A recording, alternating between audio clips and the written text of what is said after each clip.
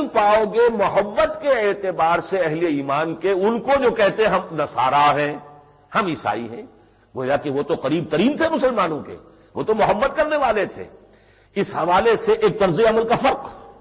فرمایا، ذالک بان منہم قسیسین ورہبانا وانہم لا یستکبرون، اور یہ اس وجہ سے ہے کہ ان میں قسیس بھی ہیں، راہب لوگ ہیں اور بڑے عالم لوگ ہیں، موجود ہیں، درویش ہیں، اور یہ کہ وہ استکبار نہیں کرتے، ان میں گھمنڈ نہیں ہے، جبکہ یہودی علماء میں گھمنڈ تھا اور دنیا پرستی کی انتہا کو پہنچے ہوئے تھے۔ تو یہ طرز عمل مختلف مسلمانوں کے معاملے میں بھی اور آپس میں ان کے اندر دشمنی، قرآن مجید کی سورہ مائدہ 3 مقامات پر یہ بات بیان کر رہی ہے اور ایک مقام پر یہ، اس کی وجہ کیا ہے؟ دیکھیے، جس وقت قرآن نازل ہوا ہے اس وقت صورت یہ تھی کہ ان کے یہودیوں اور عیسائیوں کے درمیان شدید ترین دشمنی تھی اور نفرت تھی۔ تو 3 مقامات پر جو صورت آئی ہے وہ اس وقت کی صورتحال کو ڈپکٹ کر رہی ہے۔ لیکن ایک آیت جو 51 نمبر کی آیت جو ہے یہ ہے پیشن گوئی، یہ آج کے حالات میں جو صورتحال پیدا ہو چکی ہے اس کا ذکر کر رہی ہے کہ ایک وقت آئے گا کہ یہ یہودی اور عیسائی آپس میں گٹھ جوڑ کر لیں گے، ان کا متحدہ محاذ ہوگا اسلام کے اور مسلمانوں کے خلاف۔ یہ ہے در حقیقت جو آیت نمبر 51 کا۔ اس حوالے سے میں تاریخی طور پر تھوڑا سا جائزہ اور تجزیہ آپ کے سامنے رکھنا چاہتا ہوں کہ یہ 2000 سال جو ہوئے ہیں، اس لیے کہ اب 3rd ملینیم شروع ہو چکا عیسائیت کا، تو گویا کہ 2000 سال مکمل ہو گئے اس کی تاریخ کو۔ اس تاریخ کے دوران یہودیوں اور عیسائیوں کے درمیان جو تعلقات رہے ہیں اس کے کیا اپس اینڈ ڈاؤنز آئے ہیں، اس کے کیا ادوار ہیں، نوٹ کیجئے۔ پہلی صدی عیسوی، خاص طور پر اس کا 3/4 جو ہے سن 70 عیسوی تک معاملہ کیا تھا کہ سلطنت روم کا اقتدار تھا، اور سلطنت روما بت پرست تھی، اور سلطنت روما جو ہے یہودیوں اور عیسائیوں دونوں کی یکساں مخالف تھی، تو دونوں پر تشدد موجود تھا۔ پھر یہ کہ عیسائیوں پر خاص طور پر حضرت عیسیٰ کے ماننے والوں پر یہودیوں کا بہت تشدد تھا، اس لیے کہ وہ یہ سمجھتے تھے کہ انہوں نے ہمیں چھوڑ کر ایک نیا دین ایجاد کر لیا ہے۔ حالانکہ حضرت مسیح جب تک دنیا میں رہے، ڈاکٹر مائیکل ہارٹ کی یہ شہادت ہے کہ اس وقت تک اس عیسائیت کو ایک علیحدہ مذہب کی حیثیت سے کوئی تسلیم نہیں کرتا تھا، وہ یہودیت ہی کا ایک فرقہ تھا۔ لیکن بالکل ایسے سمجھے کہ یہودی ایسے ہی سمجھتے تھے جیسے ہم قادیانیوں کو سمجھتے ہیں، اس لیے کہ قادیانیوں نے، اگرچہ وہ کہتے ہیں ہم مسلمان ہیں، لیکن یہ کہ انہوں نے ایک نئے نبی کو مان لیا تو ہم نے کہا کہ وہ کافر ہو گئے، وہ ہمارے دائرے سے خارج ہو گئے۔ یہی معاملہ یہودیوں کا تھا کہ یہودی جو ہے اگرچہ یہ عیسائی مانتے تھے حضرت موسیٰ کو بھی، انجیل کو بھی، تورات کو بھی، جیسے یہ قادیانی مانتے ہیں، قرآن کو مانتے ہیں، حضور کو مانتے ہیں، لیکن ایک نئی نبوت کو ماننے کی وجہ سے ان کے نزدیک وہ کافر قرار پائے۔ جیسے کہ ہمارے ہاں یہ قادیانی کافر قرار پائے، ایسے ہی عیسائی جو ہے یہودیوں کے نزدیک کافر قرار پائے۔ لہذا ان پر، عیسائیوں پر جو ہے یہودیوں کا تشدد بھی تھا، اور پھر یہ کہ ان میں باہمی تبقلی شروع ہو چکی تھی۔ لیکن یہ کہ سن 70 عیسوی میں جبکہ ٹائٹس رومی جنرل نے، یہودیوں نے ایک بغاوت کی تھی اس رومن امپائر کے خلاف، جس کے نتیجے میں پھر زبردست قتل عام ہوا۔ ایک دن میں 1,33,000 یہودی اس رومن جنرل ٹائٹس نے قتل کیے، اور وہ جو ہیکل سلیمانی دوبارہ بنایا گیا تھا جسے سیکنڈ ٹیمپل کہتے تھے، اسے گرا کر زمین میں اس کے برابر کر دیا۔ آج تک وہ گرا پڑا ہوا ہے، سن 70 عیسوی، اور اب یہ 2000 عیسوی آ گیا ہے، یعنی سمجھیے کہ 1923 برس ہو چکے ہیں، 1930 برس کہ ان کا خانہ کعبہ جو ہے، ان کے لیے تو وہ مقام بالکل ایسے ہی ہے جیسے ہمارے لیے خانہ کعبہ ہے، ان کا مرکز، ان کا دینی مرکز، ان کا روحانی مرکز جو ہے وہ گرا پڑا ہوا ہیکل سلیمانی، جس کو کہ اب 3rd ٹیمپل کے نام سے وہ دوبارہ بنانا چاہتے ہیں، جس کے نقشے بن چکے ہیں، پورا سٹرکچر جو ہے اس کے لیے ڈیزائن کیا جا چکا ہے، بلکہ اس کے ریپلیکا جو ہیں وہ تحفے کے طور پر دیے جا رہے ہیں کہ یہاں پر جو ہے یہاں سے مسجد اقصیٰ گرا کر اور اس طور سے عمارت بنے گی، وہ عمارت بھی چوکور ہی ہوگی جیسے کہ خانہ کعبہ کی عمارت چوکور ہے، ایسے ہی ایک عمارت جو ہے وہ بنانا چاہتے ہیں اپنے ہیکل کی۔ بہرحال یہ پہلا دور تھا، یوں سمجھیے پہلی صدی عیسوی۔ اب ظاہر بات ہے کہ اس کے اختتام پر آ کر یہودیوں کا ڈائسپورا شروع ہو گیا، انہیں نکال دیا گیا، نکل جاؤ یہاں سے۔ وہ تو منتشر ہو گئے دنیا میں، کچھ یورپ میں چلے گئے، دوسرے ممالک میں، رومن امپائر سے باہر، کچھ لوگ ایشیا میں آ گئے، کچھ افریقہ میں آ گئے، اس طریقے سے اسے ڈائسپورا کہتے ہیں۔ ہمارا انتشار کا دور جو سن 70 عیسوی سے شروع ہو کر ختم ہوا ہے اس صدی میں آ کر 1917 میں، جبکہ برطانیہ کی طرف سے بالفور ڈکلیریشن کے نتیجے میں انہیں دوبارہ فلسطین میں آباد ہونے کی اجازت ملی ہے۔ ورنہ یوں سمجھیے کہ سن 70 سے لے کر 1917 تک، یہ کتنے سال ہو گئے، 1847 برس، 1847 برس تک یہ فلسطین سے ملک بدر رہے ہیں، انہیں وہاں آباد ہونے کی اجازت نہیں تھی، بلکہ سن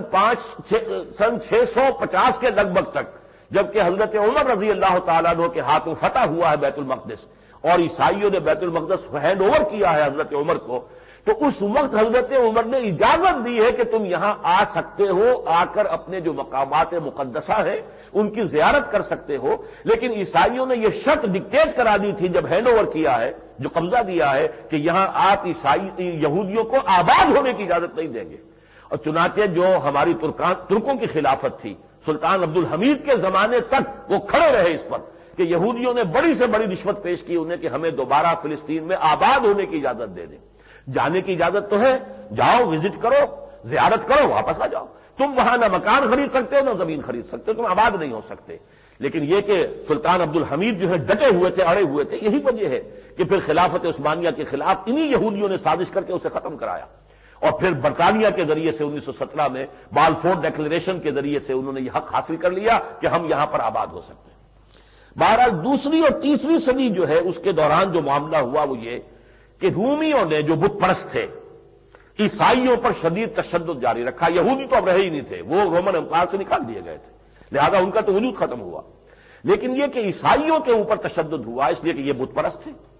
اسی دوران میں وہ واقعہ پیش آیا اصحاب کہف کا کہ وہ 7 نوجوان جو تھے وہ جنہوں نے کہ توحید کا نعرہ بلند کیا تھا، اس لیے کہ اس وقت تک ابھی عیسائیوں میں موحدین کی تعداد بہت تھی، تثلیث کا عقیدہ ابھی تک ان کے ہاں جڑ نہیں پکڑ سکا تھا، بلکہ موحدین تھے، بلکہ حضور کی بعثت کے زمانے تک موجود تھے وہ لوگ کہ جو موحدین تھے، ایک ہی اللہ کو ماننے والے، جو تثلیث کا عقیدہ نہیں رکھتے تھے۔ لیکن بہرحال اس وقت کی صورت یہ ہوئی کہ ان 7 نوجوانوں نے پھر پناہ لی جان بچانے کے لیے غار میں۔ The story of the 7 sleepers جو گبن نے بھی اپنی جو ہے fall and decline of the Roman empire میں جس کا تذکرہ کیا وہ اصحاب کہف کا واقعہ انہی 2 صدیوں سے متعلق ہے، دوسری اور تیسری صدی۔ چوتھی صدی میں ایک واقعہ رونما ہوا تاریخ کا بڑا عظیم، شاید اس کی کوئی اور مثال دنیا میں نہیں ہے۔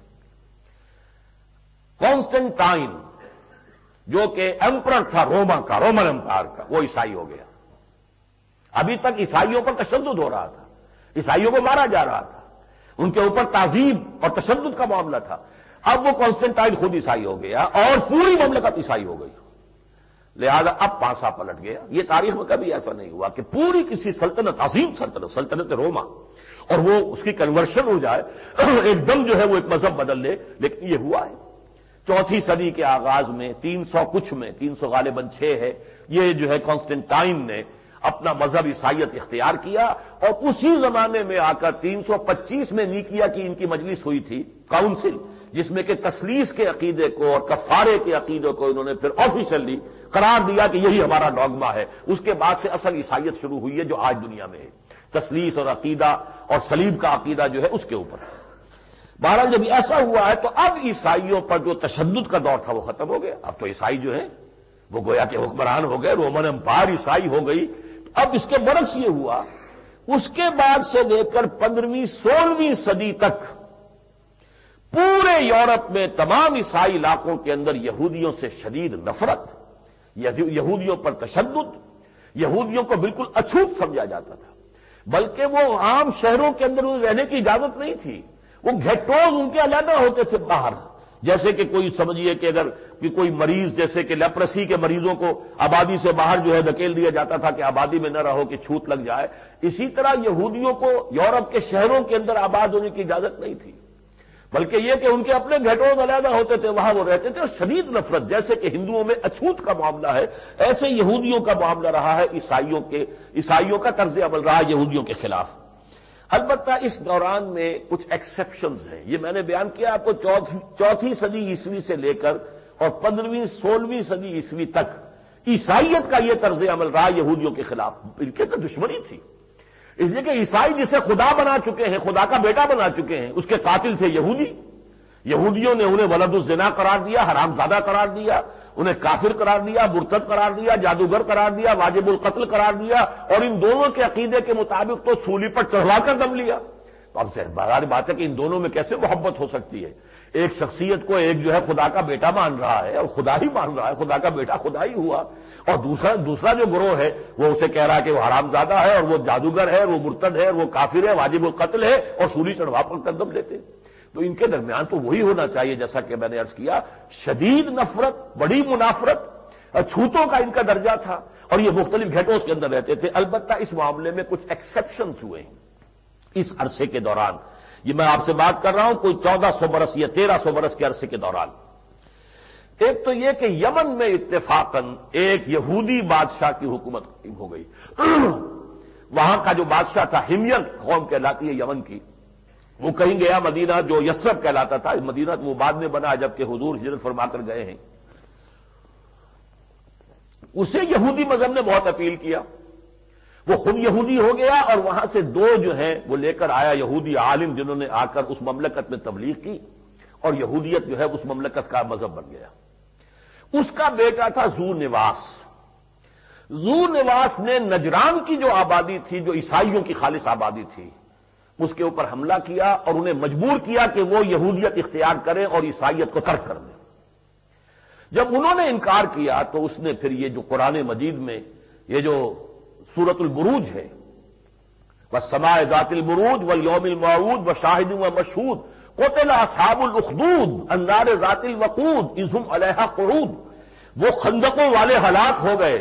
وہ خندقیں جن میں آگ تھی اور جس پر کہ اہل ایمان کو جلایا جا رہا تھا، اور وہ خندقوں کے کناروں پر بیٹھ کر تماشا بھی دیکھ رہے تھے کیسے انسان جلتا ہے، تو کیسے اس کی چیخیں نکلتی ہیں، کس طریقے سے یہ انسان جو ہے مرتا ہے آگ کے اندر.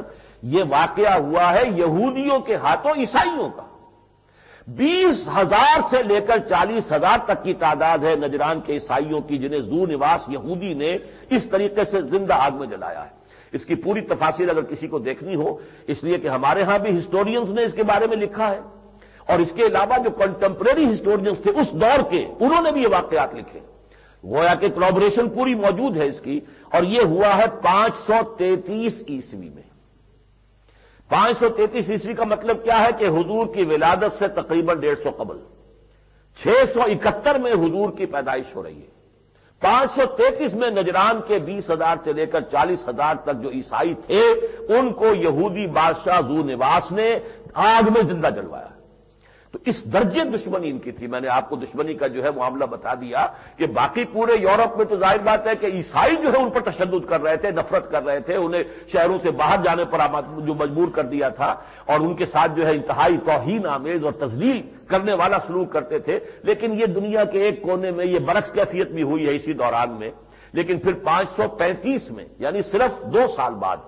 پھر رومن جو اس وقت کا امپرر تھا، اور اس کے حکم سے جو ایبیسینیا کا حبشہ کا عیسائی بادشاہ تھا، اس نے پھر حملہ کیا، ذو نواس کو ختم کیا، اور جو یہودی حکومت تھی اسے ختم کی، اور پھر اس کے بعد سے عیسائی حکومت ہی وہاں پر قائم تھی. اسی عیسائی حکومت کا تسلسل تھا ابرہا،